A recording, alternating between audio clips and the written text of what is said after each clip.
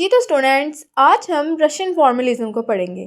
Russian formalism एक literary theory है। ये थेरी रशिया में 1950 से 1930 के दरमियान डेवलप हुई। रशियन फॉर्मलिज्म का फोकस होता है टेक्स्ट इट्सेल्फ पर। ये थेरी फॉर्म, लैंग्वेज और टेक्निक को स्टडी करती है।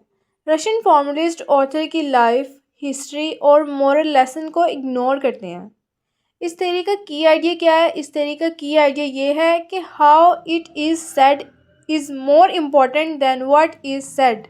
यानी लिटरेचर में क्या लिखा गया है इससे इम्पोर्टेंट ये है कि उसको लिखा कैसे गया है। How is important then what. अब हम बात करते हैं रशियन फॉर्मलिज्म के मेन एम की। अब रशियन फॉर्मलिज्म का मेन एम ये है to find what makes a text literary. मतलब फॉर्मलिस्ट ये देखना चाहते हैं कि कोई टेक्स्ट नॉर्मल नहीं, लिटरेचर क्यों लगता है। यानी रशियन फॉर्मलिस्ट का सवाल होता है कि इस टेक्स्ट में ऐसा क्या है जो उसे स्पेशल बनाता है। इस स्पेशल क्वालिटी को रशियन फॉर्मलिस्ट लिटरेरीनेस कहते हैं। लिटरेरीनेस का मतलब होता है कि लैंग्वेज का स्पेशल यूज़। यानी जब हम नॉर्मल बात करते हैं ना, वो होती है ऑर्डिनरी लैंग्वेज, लेकिन जब राइटर वर्ड्स को थोड़ा क्रिएटिव डिफरेंट स्टाइल में यूज़ करता है तो वो होती है आर्टिस्टिक लैंग्वेज। एग्जाम्पल के लिए आप देखें कि सिंपल सेंटेंस है आई एम सैड। ये बिल्कुल नॉर्मल सी बात है, लेकिन जब राइटर लिखता है ना तो वो कहता है my heart dragged itself through the day. अब यहाँ सैडनेस को डायरेक्टली नहीं बोला गया, लेकिन फीलिंग ज़्यादा स्ट्रॉन्ग हो गई है। इस डिफरेंस को रशियन फॉर्मलिस्ट लिटरेरीनेस कहते हैं। तो अब याद रखिए कि literature special use of language है। इसी वजह से रशियन फॉर्मलिज्म स्टोरी या मोरल लेसन पर नहीं बल्कि लैंग्वेज और स्टाइल पर फोकस करते हैं। अब रशियन फॉर्मलिज्म के दो इम्पोर्टेंट ग्रुप्स के बारे में बात करते हैं। दोनों के गोल्स सेम थे, लिटरेचर को स्पेसिफिक वे में स्टडी करना, लेकिन फोकस थोड़ा डिफरेंट था। जो पहला ग्रुप था ना, मॉस्को लिंग्विस्टिक सर्कल, ये ग्रुप ज़्यादा फोकस करता था लैंग्वेज और साउंड पर। इनका सवाल क्या होता था? इनका सवाल होता था कि पोइट्री और नॉर्मल लैंग्वेज में डिफरेंस क्या है। अब ये लोग कहते थे कि वर्ड्स का साउंड, रिदम, ग्रामर, फोनोलॉजी मतलब लैंग्वेज का स्ट्रक्चर, इन पर बात करते थे। According to this group poetry अलग होती है क्योंकि उसकी लैंग्वेज अलग होती है। इस ग्रुप का सबसे फेमस नाम था रोमन जैकॉब्सन। अब दूसरा ग्रुप था ओपियाज। ये ग्रुप फोकस करता था टेक्निक्स और डिवाइसेस पर। अब इनका सवाल क्या होता था? इनका सवाल होता था कि राइटर स्टोरी को इंटरेस्टिंग कैसे बनाता है। इसलिए ये लोग देखते थे कि प्लॉट का structure, narrative style, literary devices, इन पर फोकस करते थे। अब डीफेमराइजेशन इनका फेमस कॉन्सेप्ट था। मतलब कॉमन चीज़ को स्ट्रेंज बना देना ताकि रीडर रुक के सोचे। इसको कहते हैं डीफेमराइजेशन। अब इस ग्रुप के फेमस क्रिटिक्स थे विक्टर शिकलोवस्की, आशानम थैन्यानोव। इजी वे में अगर मैं कहूँ तो मॉस्को ग्रुप लैंग्वेज पर फोकस करता था और अपियास ग्रुप टेक्निक्स पर। अब हम रशियन फॉर्मलिज्म के सबसे इम्पोर्टेंट कॉन्सेप्ट को समझते हैं जिसे कहते हैं डीफेमराइजेशन। डीफेमराइजेशन का मतलब होता है फैमिलियर चीज़ को अनफैमिलियर बना देना।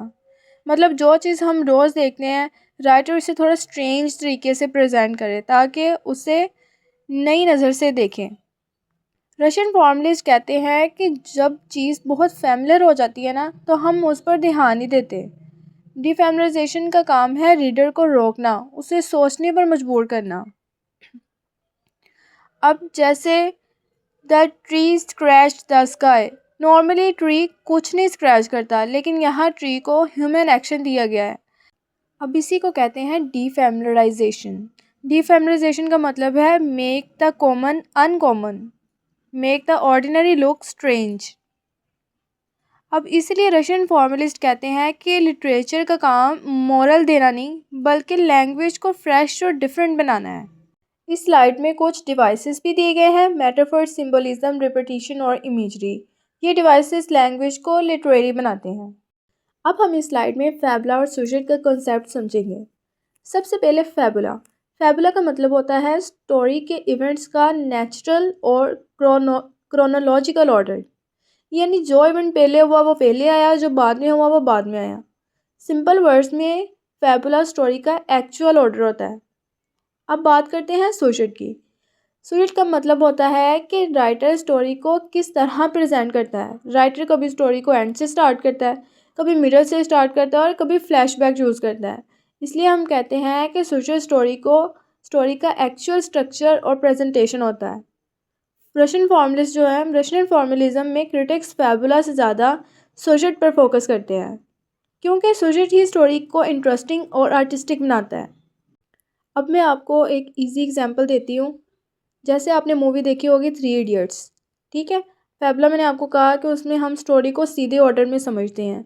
तो हमने 3 इडियट्स में देखा कि जो आमिर खान है और फरहान है दोनों कॉलेज में मिलते हैं। कॉलेज लाइफ होती है, एग्जाम्स का प्रेशर होता है, फ्रेंडशिप होती है, ठीक है, जॉय लोपो का इंसिडेंट, ग्रेजुएशन होती है, सब अपनी अपनी लाइफ में बिजी हो जाते हैं और लास्ट में रांचो उनको मिलता है, ठीक है। अब ये तो होगी एक्चुअल स्टोरी का ऑर्डर, ठीक है। लेकिन राइटर ने इसको कैसे प्रेजेंट किया?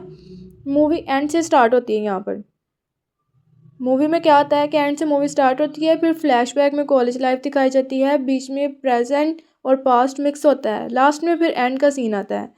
अब ये है राइटर डायरेक्टर का स्टाइल, ठीक है। राइटर और डायरेक्टर का स्टाइल है जिसे हम सोशेट कहते हैं।